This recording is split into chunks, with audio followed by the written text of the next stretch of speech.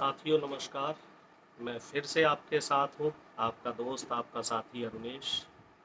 इंदौरी साहब का वो शेर फिर से याद आता है। लगेगी आग तो जलेंगे कई घर जद में, यहाँ अकेला मेरा मकान थोड़े ही।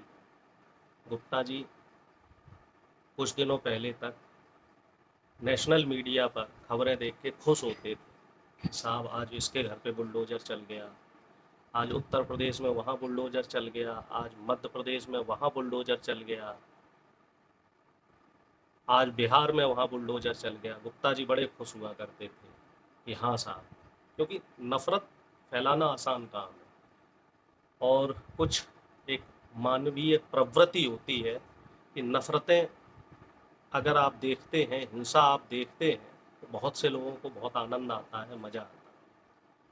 आज हम बात कर रहे हैं जहांगीरपुरी में जो हिंसा हो रही है उस पर, और उसके बाद सुप्रीम कोर्ट, जो माननीय सर्वोच्च न्यायालय का जो ऑर्डर था, उसके बावजूद भी कल बुलडोजर चलाया गया, जिसमें गुप्ता जी का भी मकान गया। गुप्ता जी कागज दिखा रहे थे, पुलिस वालों को कागज दिखा रहे थे, न्यूज़ चैनल वालों को कागज दिखा रहे थे कि मेरा तो जायज़ घर है, मैं इस हिंसा में शामिल भी नहीं रहा, और तमाम चीज़ें बता रहे थे। रो रहे थे गुप्ता जी, चिंगाड़ रहे थे गुप्ता जी, और गुप्ता जी दुहाई दे रहे थे, गुप्ता जी गुहार लगा रहे थे। लेकिन गुप्ता जी की किसी ने नहीं सुनी। पहले भी मैंने एक वीडियो में बोला था, डिस्क्रिप्शन उसके साथ में भेजूंगा, कि लगेगी आग तो जलेंगे कई घर जद में, यहाँ अकेला मेरा मकान थोड़े ही है। गुप्ता जी ये सोच रहे थे साहब मैं तो सुरक्षित हूँ क्योंकि मैं हिंदू हूँ, घर तो सिर्फ मुसलमानों के चल रहे हैं, बुलडोजर तो सिर्फ मुसलमानों के घर पे चल रहे हैं, और जो हिंदू मुस्लिम का ये जो खेल कश्मीरी फाइल्स के बाद से शुरू हुआ है, वो खेल निरंतर जारी है। कल जब माननीय सुप्रीम कोर्ट ने जहांगीरपुरी वाले केस पर ये बोल दिया था कि बुलडोजर नहीं चलेगा, 2 घंटे लगे उस ऑर्डर को पहुंचने में, और ये बुलडोजर चलाने का जो समय था वो 2 बजे का। लेकिन दिल्ली पुलिस ने क्या काम किया, गृह मंत्रालय ने क्या काम किया कि वो उस आदेश की अवहेलना की गई सुप्रीम कोर्ट से ऊपर, जबकि सुप्रीम कोर्ट जो है वो न्यायपालिका को विधायिका से ऊपर माना जाता है, कार्यपालिका से ऊपर माना जाता है। उसकी अवहेलना करके 11 बजे ही बुलडोजर चला दिए गए। तमाम फोटोज, तमाम वीडियो सोशल मीडिया पे वायरल हो रहे हैं, तमाम लोग देख रहे हैं कि किस तरीके से गरीबों की झुग्गियों पे, गरीबों की दुकानों पे बुलडोजर चलाए गए। एक फोटो वीडियो ऐसा आ रहा है जिसमें गांधी जी की जो फोटो है उसका अनादर किया गया। एक फोटो ऐसा भी वायरल हो रहा है जिसमें छोटा सा बच्चा अपने कुछ पैसे और खिलौने बीन रहा है उस ढेर में से, कूड़े के ढेर में से। बड़ी मार्मिक तस्वीरें हैं, हृदय को चोट पहुंचाने वाली तस्वीरें हैं, दिल दहलाने वाली तस्वीरें हैं। लेकिन सवाल वही उठता है कि आखिर ये नफरत कब तक इस तरह का माहौल रहेगा? क्या माननीय प्रधानमंत्री जी इस पे अपनी चुप्पी तोड़ेंगे, या उनकी ही सह पर ये सब हो रहा है? क्या गृह मंत्रालय इसका संज्ञान लेगा, या फिर ये माना जाए कि गृह मंत्रालय की तरफ से मूक सहमति दी गई है? और जो सर्वोच्च न्यायालय में कई वकील्स ने, कई लॉयर्स ने अपील दायर की है, रिट दायर की है कि बुलडोजर चलाने से जो संपत्ति का नुकसान हो रहा है, तो वो एक तरीके से देश का ही नुकसान हो रहा है। प्रॉपर्टी तो कंट्री की है, प्रॉपर्टी हमारे देश की है।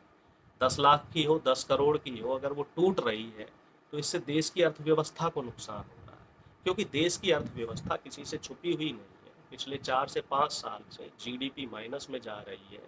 जो मध्यम वर्गीय परिवार हैं, जो छोटे छोटे बिजनेसमैन हैं, उनको नुकसान हो रहा है। तो इन सब चीज़ों को देखते हुए बुलडोजर चलाने से जो ज़्यादा बेहतर रास्ता है, वो रास्ता ये है कि आप कानूनी कार्रवाई कीजिए। जो अभियुक्त हैं, जो दोषी हैं, उन पे कानूनी कार्रवाई कीजिए। जो न्यायपालिका है उसको सक्रिय कीजिए, उसमें जजों की संख्या बढ़ाइए, ना कि बुलडोजर चलाना। बुलडोजर चलाने से आप सरकार का भी नुकसान कर रहे हैं, देश का भी नुकसान कर रहे हैं, और जो नफरत का जो माहौल बढ़ रहा है उसमें आप घी डालने का काम कर रहे हैं। तो मेरा आज सिर्फ, ज़्यादा बातें मैं नहीं कहूँगा, आज सिर्फ मैं इतनी बात कहना चाह रहा हूँ कि आज तो गुप्ता जी का मकान गया है। गुप्ता जी भी 2 दिन 3 दिन पहले तक नेशनल टीवी पे बहुत मज़े लेते थे कि आज उस मुसलमान का मकान गिरा, आज उस मुसलमान का मकान गिरा। भोपाल में भी वो देखा गया था, एक ऐसे मुसलमान का मकान गिरा दिया गया जिसके दोनों हाथ नहीं थे, और उसके ऊपर केस क्या था कि वो पत्थरबाजी में शामिल था। तो आज गुप्ता जी को भी समझ में आ रहा होगा, हो सकता है उनको देर सवेर समझ में आज आ ही गया होगा कि नफरत किसी के घर में भी फैल सकती है, और जो नफरती लोग हैं ये मजहब नहीं देखते, ये धर्म नहीं देखते। आज गुप्ता जी का नंबर आया है, कल दुबे जी का नंबर आएगा, परसों सिंह साहब का नंबर आएगा, फिर वर्मा जी का नंबर आएगा, फिर पटेल साहब का नंबर आएगा। क्योंकि जब आग लगेगी किसी मोहल्ले में तो घर साहब सबके जलेंगे। ऐसा नहीं कि सिर्फ मुसलमानों के घर जलेंगे, घर हिंदुओं के भी जलेंगे, घर सिखों के भी जलेंगे, घर ईसाइयों के भी जलेंगे। तो सरकार से सभी लोग मिलकर अपील करें कि जो ये तरीका है वो तरीका गलत है। जहांगीरपुरी में जो भी हुई हिंसा हुई, हिंसा में जो दोषी हैं उनको पकड़ा जाए, चाहे वो किसी भी धर्म के हो, किसी भी जाति को हो, उनके खिलाफ सख्त से सख्त कार्रवाई की जाए। जो धर्म गुरु हैं, चाहे वो मौलवी हैं, जो मुसलमानों के धर्म गुरु हैं उन पे भी कार्रवाई की जाए। जो हिंदुओं के धर्म गुरु हैं, जो भड़काऊ भाषण दे रहे हैं, उन पे भी कार्रवाई की जाए। लेकिन साहब समस्या ये है कि बड़े बड़े नेता, बड़े बड़े मंत्री इन लोगों के पास जाके हाजिरी लगाते हैं, इनके दरबार में जाके बैठते हैं, तो ये लोग इन पे कार्रवाई कैसे करें? इनसे ऊपर उठना पड़ेगा। अब जो आखिरी रास्ता है वो माननीय सर्वोच्च न्यायालय बचा है। माननीय सर्वोच्च न्यायालय को जहांगीरपुरी केस के साथ साथ जो तमाम केस है पूरे देश के, इसमें इसको संज्ञान में लेना पड़ेगा। और संज्ञान में लेने के साथ साथ जो बुलडोजर वाला जो प्रक्रिया, जो डिस्ट्रक्टिव पॉलिटिक्स करने की जो कोशिश की जा रही है, इसको बंद करवाना पड़ेगा। नहीं तो इससे क्या है, इससे देश के जो साधन संसाधन है इनका बहुत ज़्यादा नुकसान हो रहा है। एक कानूनी प्रक्रिया है, जो भी मुजरिम है उसको पकड़िए और उसके खिलाफ सख्त से सख्त कार्रवाई कीजिए। मैं इसका समर्थन करता हूँ, कानूनी प्रक्रिया का मैं समर्थन करता हूँ। देश में कानून है, देश में संविधान है, देश में लॉ एंड ऑर्डर है, इसका पालन किया जाना चाहिए। डिस्ट्रक्टिव पॉलिटिक्स से या डिस्ट्रक्टिव जो तरीका है, ये तरीका बिल्कुल ही गलत है, सरासर गलत है। और अगर आपको लग रहा है, आपको ऐसा लग रहा है कि जहांगीरपुरी में जो भी हुआ है या बहुत सारी चीज़ें ऐसी हैं जो मुझसे छूट रही हैं, जो सरकारों से भी छूट रही हैं, जो मीडिया चैनल से भी छूट रही हैं, तो उनको आप कमेंट बॉक्स में बता सकते हैं कि इसमें और किसका क्या नुकसान हुआ है और सरकार को इस पे किस तरीके से काम करना चाहिए। जो वकील हैं जो इसमें काम कर रहे हैं, तो वकीलों की एक 15 सदस्यीय कमेटी बनाई जा रही है, वो जहांगीरपुरी में जाके आज पूरा मुआयना करेगी, और उसके बाद इस पे आगे कानूनी प्रक्रिया में क्या हो सकता है तो उस पे भी काम चलेगा। और हम सब लोगों को जो सबसे ज़्यादा अहम बात है वो है संयम। क्योंकि इस समय जो माहौल तैयार किया गया है तो इसमें हमें संयम रखना है और एक दूसरे से बात करनी है, समझाना है उनको कि ये गलत है।